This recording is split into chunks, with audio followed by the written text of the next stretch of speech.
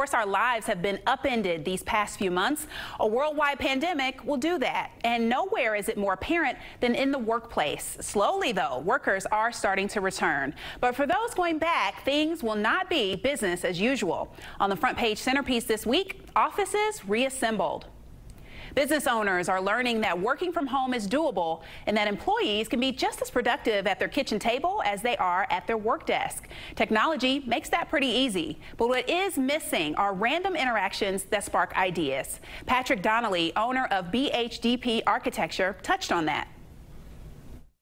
I think we need to understand why we were in the office in the first place.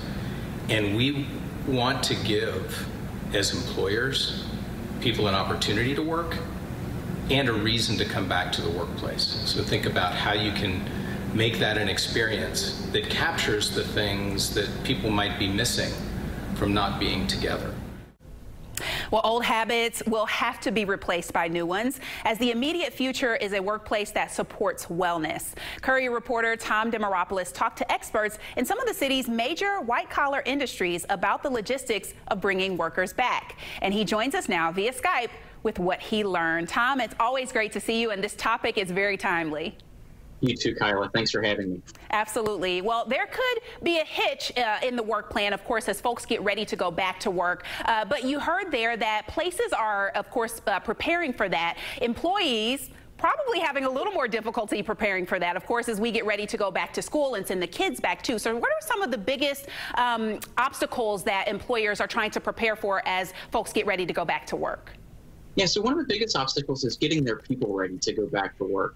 That's going to be the big thing, is making sure people are mentally prepared to return to the office and that they feel psychologically safe. That's going to be just as important as their physical safety, is that in their minds that they feel safe coming back to the office. So what are some ways to do that? You know, one of the things is moving the cleaning schedule. So having cleaning being done while people are in the office as opposed to at night when most offices are typically clean. That way people can see the cleaning is happening. They can see that the spaces are being cleaned up and wiped down. Another thing is really working with your employees to make sure that they are mentally prepared, that they are comfortable coming back to the office. So that's another big key, is having that conversation with them and making sure that you know where they are, where their mindset is when they return to the office. And of course, with that mindset and with that comfortability comes the preparation that is required when you're dealing with a medical pandemic and health issues that do require confidentiality. So did any of the experts you talked to speak to that point and how they're preparing to address that? Yes, I spoke to a number of legal experts and HR professionals about this. And you know, one of the things that companies are requiring is either a health screening or a temperature check. And it's important to do those things to make sure you catch any potential illness before it comes into the office, but you have to do this in the right way. You can't disclose that information because it becomes a medical record for that person. So the HR department or whoever handles that needs to make sure to keep all those files separate, separate from other employees' information and separate from their personnel file.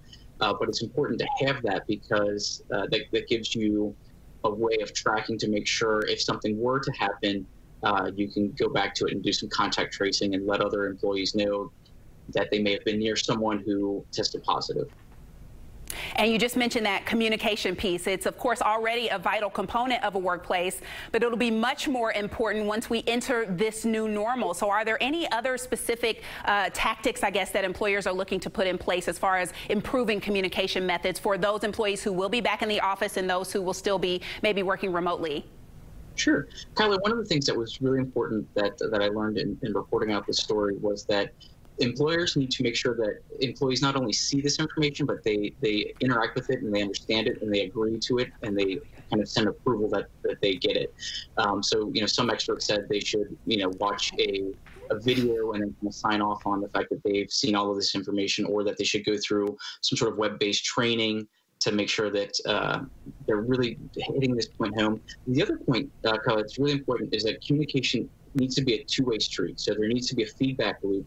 So employees feel just as comfortable going to their managers and their bosses and saying, I'm not comfortable with this, or I like the way this is going, or this is bothering me. So if you don't have those kind of feedback loops built into your system right now, now is the time to really work on doing that.